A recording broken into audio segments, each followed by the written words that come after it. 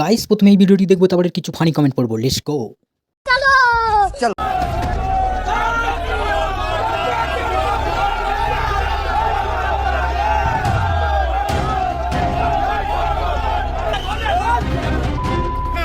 तो चलिए शुरू करते हैं। টাকার লোভে শেষ পর্যন্ত রঞ্জিত দাও নিজের মান সম্মান হারালে।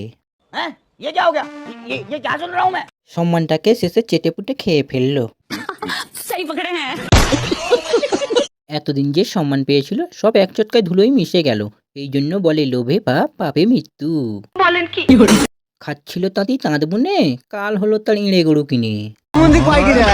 মান সম্মান অর্জন করতে সময় লেগে যায়, কিন্তু হারাতে বেশি সময় লাগে না, এটা দেখে প্রমাণ হয়। सटीक बोले।